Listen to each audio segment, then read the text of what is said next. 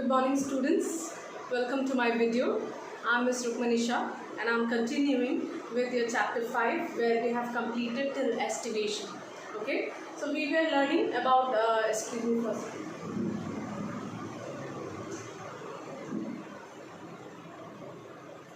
We were learning the estivation, that is the arrangement of the whorls in the flower, how petals and sepals are arranged, so that we have learned, and the parts of flower we have learned, calyx and corolla. Now we are going to continue with the rest of the parts. Number 3 is Androecium.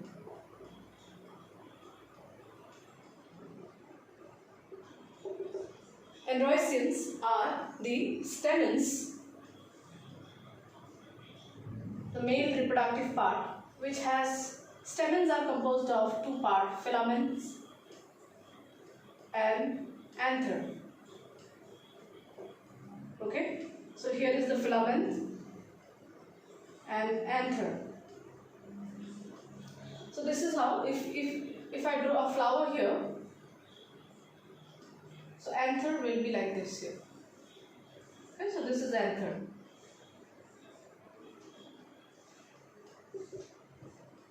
So anther is a male reproductive part, okay, and it has filament. Anther is a part of male reproductive part stamens. Alright, so this is how the structure is. This refers to anther, this refers to filament. Okay, and now we will see in detail the anther's structure. How anther is. How is anther? Anther is made up of, the structure of anther, it is bilobed. Bilobed means it has two lobes. You can see in this structure, anther, each of them is known as lobe. So here we have two lobes, bilobed. And each lobe has two chambers. Okay? Each lobe has two chambers.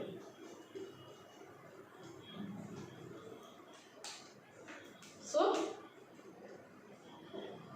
each lobe has two chambers. So that means in total how many chambers we have? We have 4 chambers. Okay? So each of these chambers are known as, pollen sac. Pollen sac. The chambers are known as pollen sac. Alright? And what does this pollen sac do? This pollen sac, inside this pollen sac, pollen grains are formed. Pollen grains are produced. As we have studied earlier also, pollen grains are minute structural part of the anther which carries the male gamete in the angiospermic plants. Okay, they carry the male gametes. In the pollen grains, male gametes are present. So here inside this pollen sac, pollen grains are produced. So the red dots which I have drawn, these are what? Pollen grains.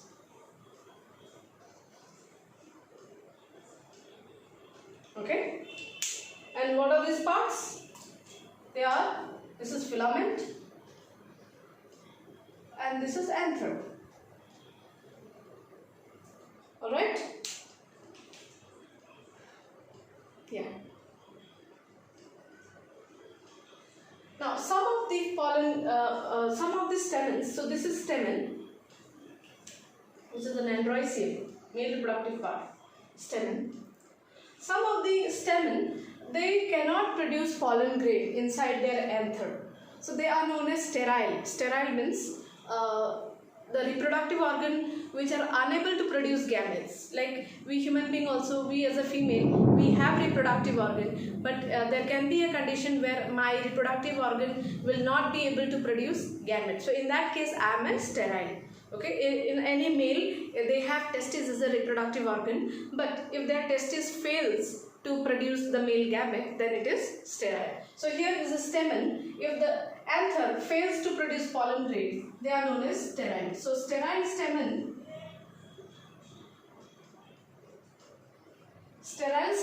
is known as staminode. Okay, sterile stamen is known as staminode.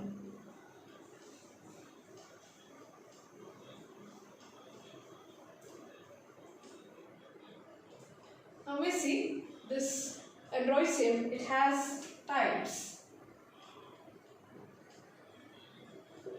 Okay, types. So we'll see one by one. Based on some features, there are several types of stamens. Number 1, epipetalous. So stamens are called epipetalous when they are attached, when stamens are attached to petals. Okay, so you find this condition in brinjal, where if this is a petals and in this petal the stamen is attached. Okay, if with a petal, if stamen is attached, then that condition is known, that type of stamen is known as epipetalous. Okay, or that condition is known as epipetalous. Then we have epiphyllous.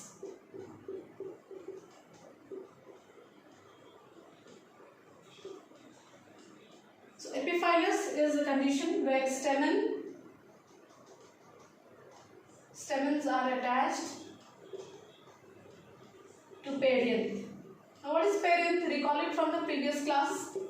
We studied perianth. Perianth means when calyx and corolla, they are joined, okay, and they are not distinct, they are not separate. Okay, calyx and corolla, when they are joined, they are known as perianth.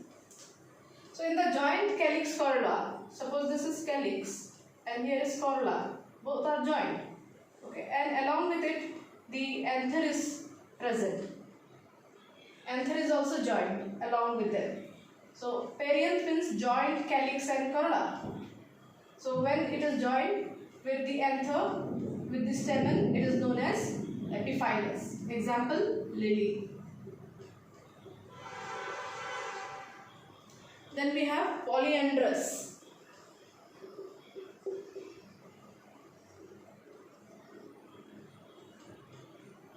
Polyandrous is a condition where stamens, where if a flower has more than 2 stamens, okay, there can be 10, there can be 20 or 30 number of stamens. So if all these stamens are free, when stamens are free, they are not attached with each other. So when stamens are free, that condition is known as polyandrous. Okay, so in one flower there can be a condition where there is only one stamen. In some flower there can be 2 stamen. In some flower there can be 3 stamens. So when there are more than 2 or more than 3 number of stamens, like 10, 15, 20 stamens, and all the stamens, suppose these all are stamens, okay, and all the stamens are free, they are not attached with each other. So when they are free in one flower, they are free individually, they are existing. So suppose 3 numbers of stamens are there and they are free from each other, so that is known as polyandrous.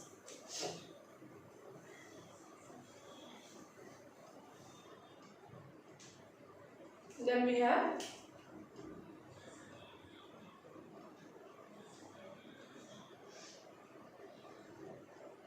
another, number 3, 4.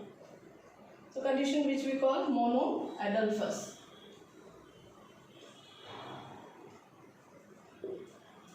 Now what is monoadelphous? Now just now we were taking an example polyandrous where stamens were free.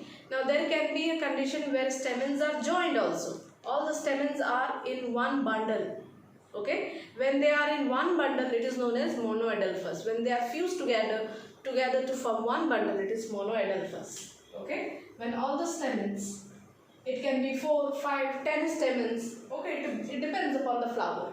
If there are 4 to 5 stamens and they are joined, stamens joined to form one bundle, is known as monoadelphous. Okay, example you see in China rose. Alright, next, diadelphous.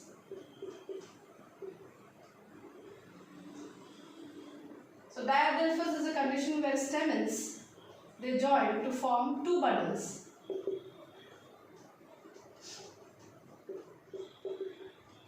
Example you see in pea plant. Okay, a For example, if this is one bundle of stamens, suppose there are 3 stamens and they join together to form one bundle, and in the same flower there will be another group of stamens, they will be forming separate bundle. So there are 2 bundles, 2 such separate bundles having 2-3 stamens together in one bundle. So that condition is known as diadelphous. Okay. Then we have polyadelphous.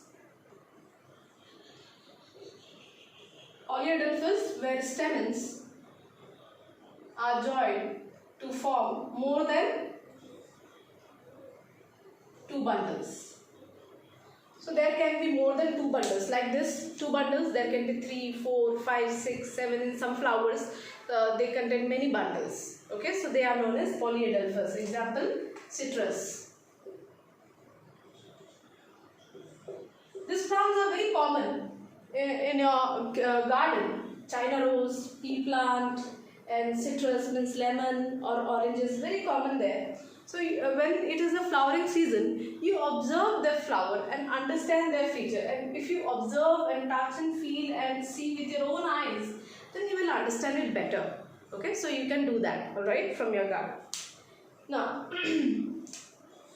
another thing is the filament which I have drawn earlier, this filament which I have drawn. So the length of the filament also varies. Some flower may have, in some flower, suppose this is a flower, it may have small length filament, and in the same flower it may have long length filament.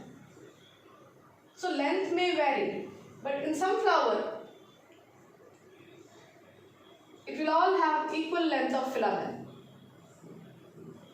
Okay, in some it may vary. So length of filament, when it varies, we see this type of, in example, salvia flower and mustard flower. This type of filaments having various length. Okay, having various length in one flower. So we see in salvia flower and mustard flower. Okay, so here we come to the conclusion of Androecium. Now we'll come to Gynoecium. Gynoecium is female reproductive organ. We call it pistil or carpel. That part of female reproductive organ we call pistil or carpel.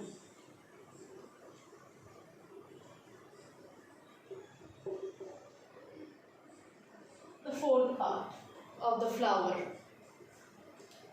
So we call it as carpel, and this carpel has 3 parts. Okay, stigma, the topmost part, then the neck part is known as style, and at the bottom the swollen part is ovary.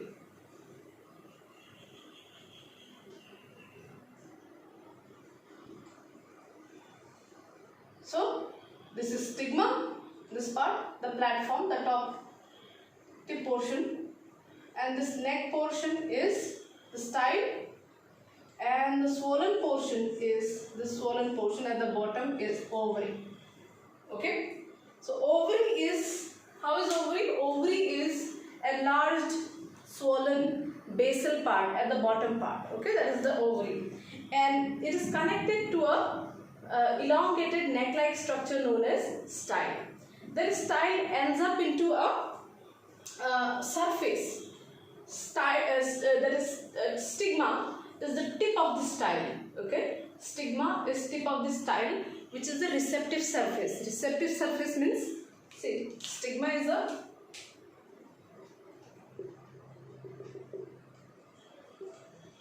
receptive surface.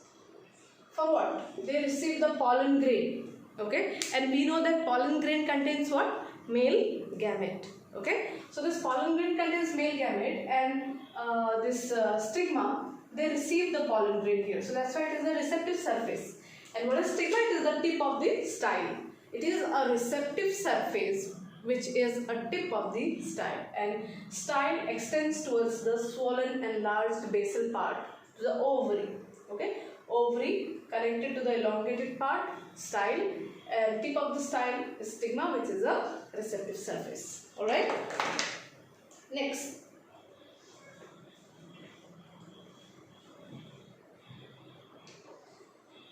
inside this ovary we have chambers. Now here I am drawing one chamber, but it depends upon various flowers. Some flower may have 2-3 chambers. At the bottom, the arrangement of these chambers will be different. So that is what we will be learning placentation. Okay, later after this. So a chamber which is present inside the ovary, it is known as ovule. Okay, ovule. And there can be 1 or 2 ovule. And this ovule is connected to the ovary wall. See, this is ovary wall. And how this ovule is connected with the ovary wall? Through a spongy cushion-like tissue which we call placenta. Okay, so the placenta. So depending upon how the ovule is, the placenta's shape and size also will differ. Okay, we will be learning this in the next topic. Now coming to the types of gynoecium. Types.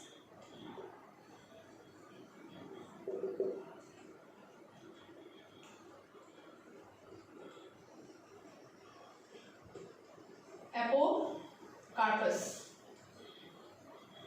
So gynoecium which is known as apocarpus. Okay, gynoecium which is known as apocarpus when carpels are free. If a flower has, see, some flower may have only one carpel, then these all types will not come, because in case of Androecium and Gynoecium, the types which we are seeing, it is when the number of stamens are more than one. It is when the number of carpels are more than one. Okay, when there are more than one carpel, when there are more than one Gynoecium, then how they are arranged, and on the basis of that arrangement, we get the types of carpels. Okay, so apocarpus is when there are more than one carpel in a flower and all the carpels are free. Okay, all the carpels are free from each other, they are not attached. So that type of gynoecium or carpel is known as when all the carpels are free. So example you see in lotus, okay, and rose. All the carpels are free. You must have seen in lotus flower, we drew the lotus flower. Here is the center, and this is a female reproductive organ. All are free from each other individually. So there is more than one carpel in this flower. Okay. Then we have syncarpus.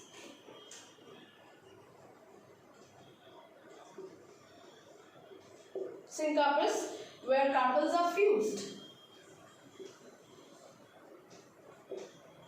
The same thing, when there are many carpels and all the carpels are joined together. Okay, all are joined like a one bundle.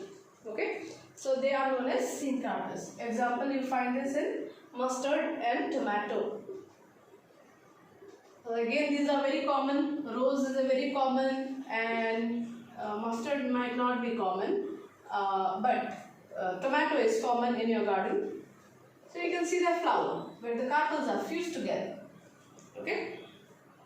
Next, after fertilization, we know that what we have studied Androecium, and in Androecium we studied pollen grain. Inside pollen grain, male gametes are there, and male gametes are formed. And here in Gynoecium we have studied ovary, and inside ovary, ovule we studied. So inside this ovary, egg cell are produced. So this male gamete and female gamete, when they will fuse together, that is called fertilization. So after fertilization, what will happen? What happens? After fertilization, ovules becomes seed and ovary wall becomes fruit. Alright? So what we have seen here, that here is the ovary wall and here is the ovule. So ovule becomes seed and ovary wall becomes fruit. So some fruit has one seed, some fruits have many seeds, like in guava you must have seen so many seeds, right? In a lemon you have seen so many seeds, right? It is because they have many ovules. Okay, and in mango you see only one seed. It is because they have only one ovule. Okay, so ovule converts into seed. If you have one ovule, it will become one seed. If you have 10 ovules, it will become 10 seeds. Okay, so depends upon what type of plant, what type of flower. So next we'll see the placentation. That is what according to the number of according to the arrangement of placenta, we have different type of ovaries. Arrangement of ovule with ovary.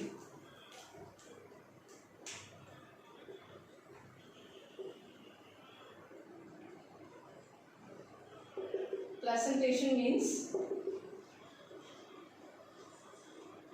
arrangement of ovules with ovary.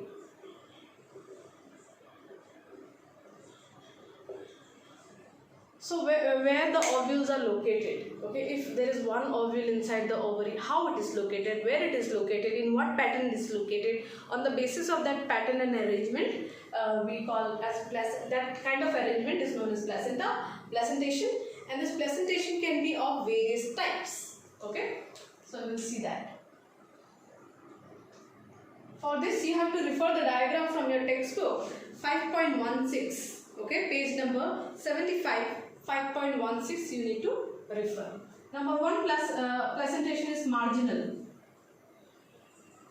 So what happens, what is marginal placentation? Where you have, where the placenta forms a ridge.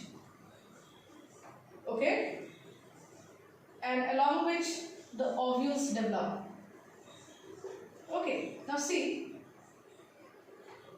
it forms a ridge, placenta forms a ridge like this, and here the ovules develop.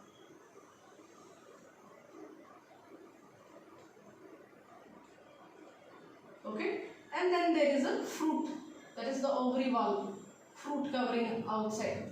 So where do you see this kind of arrangement? In peas. Example, peas. So you can see the diagram in textbook figure 5.16. So this is placenta, to which, see, this is ovary wall. Let me explain you again. And this is ovule.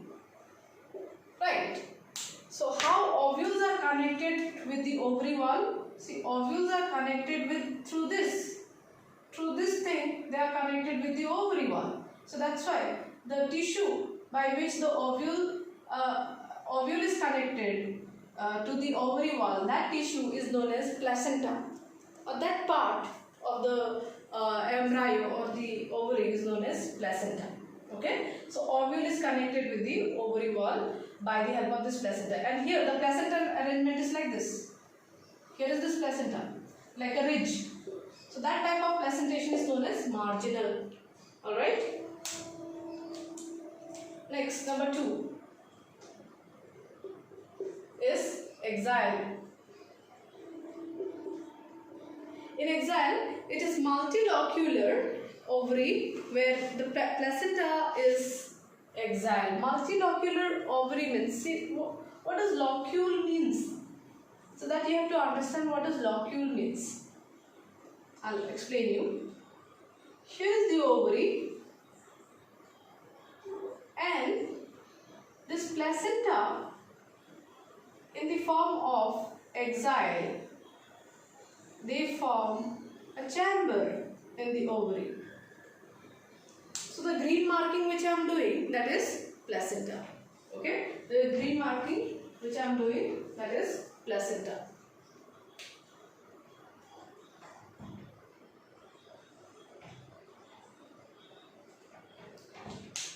And this placental arrangement in such a way that it creates a chamber in the ovary. This is ovary. Okay, what I have drawn here, this is ovary. And this chamber which is created, it is called locule. The chamber which is created here, it is called locule. So how many locules are there? Many locules are there. So that's why it is multilocular. Okay, multilocular. Many locules are there, and ovules are present inside them in each chamber. It can be 1 or 2 ovules, like this. See, these are ovules. So ovules are always connected with placenta. Okay, so this kind of arrangement of ovules in the ovary wall with the help of placenta is known as axial placentation, which you see in China rose. Okay, and in tomato and in lemon,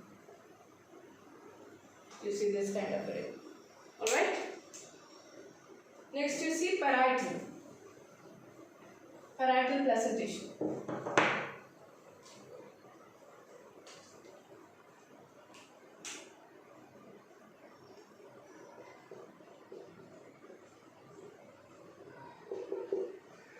In parietal placentation, ovules develop on inner wall of the ovary. So if this is ovary has two layers. So one is inner wall, this is inner wall. Okay, and this is the peripheral region. This is the central region and this is the peripheral region. So in case of parietal placentation, ovules develop in the peripheral region. Here is the ovules developing in the inner wall of the ovary. So when ovules are developed like this, so this is parietal placentation. So you see this kind of arrangement in mustard seed and argemone. Okay, mustard seed and argemone.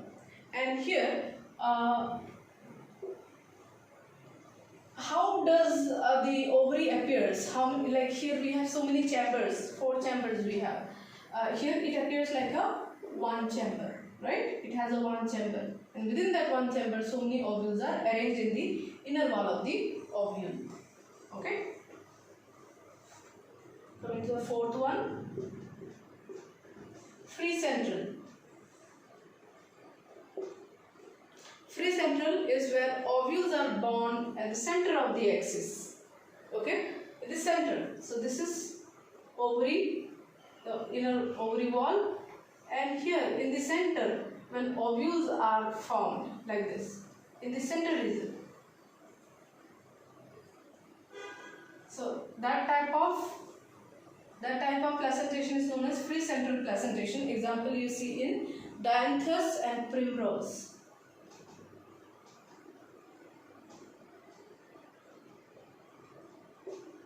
Okay. The last one is the basal placentation. So how is in basal placentation, how it is arranged? So if this is your ovary, so this is the base of the ovary. If this is the base of the ovary, here is the style and the stigma. So one ovule will be formed like this at the base. Okay, so here only one ovule is formed, that is also at the base. So that's why it is basal placentation, which you see in marigold and sunflower.